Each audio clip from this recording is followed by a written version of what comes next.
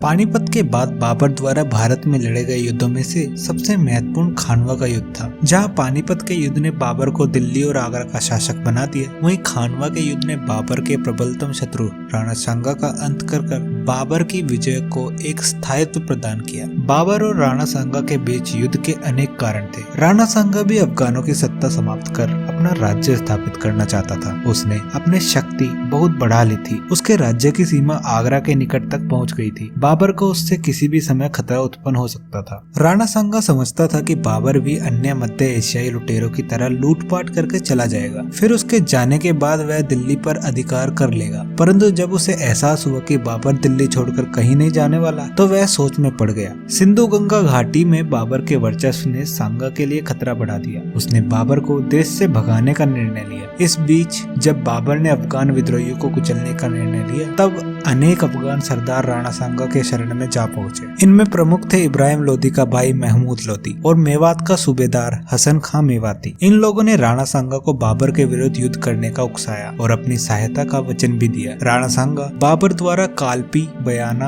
आगरा और धौलपुर पर अधिकार किए जाने से गुस्से में था, क्योंकि वह इन क्षेत्रों को अपने साम्राज्य के अंदर मानता था। राणा सांगा ने बाबर पर आक्रमण करने के पहले ही अपनी स्थिति सुदृढ़ कर ली थी। उसकी सहायता के लिए हसन खां मेवाती, महमूद लोदी और अनेक राजपूत सरदार अपनी अपनी सेना के साथ एकत्रित हो गए। वह हौसले के साथ एक विशाल सेना के साथ बयान और आगरा पर अधिकार करने के लिए बढ़ा। बयान के शासक ने बाबर से सहायता मांगी। बाबर ने ख्वाजा मेहंदी को मदद के रूप में भेजा, पर राणा सांगा ने उसे परास्त कर बयाना पर अधिकार कर लिया। सीकरी के पास भी आरंभिक मुठभेड़ में मुगल सेना को पराजय का मुंह देखना पड़ा। लगातार मिल रही पराजय से मुगल सैनिक आतंकित हो गए। उनका मनोबल गिर गया। अपनी सेना का मनोबल गिरते देखकर बाबर ने धैर्य से काम लिया। उसने जिहाद की घोषणा की। उसने शराब न पीने की कसम खाई। उसने मुसलमानों पर से तमगा यानी एक प्रकार का सीमा कर भी उठा लिया और अपनी सेना को कई तरह के प्रलोभन दिए। उसने अपने अपने सैनिकों से निष्ठा पूर्वक युद्ध करने और प्रतिष्ठा की सुरक्षा करने का वचन लिया। फलस्वरूप बाबर के सैनिकों में उत्साह का संचार हुआ।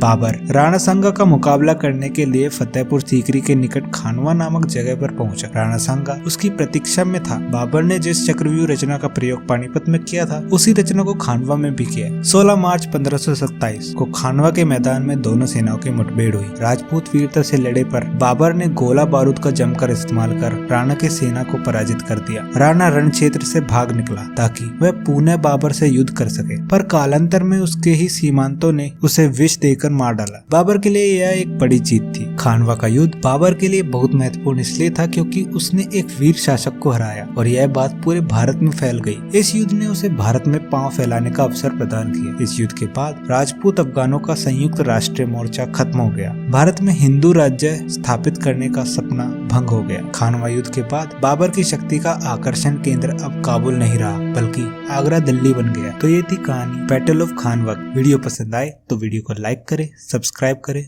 और कमेंट जरूर करें।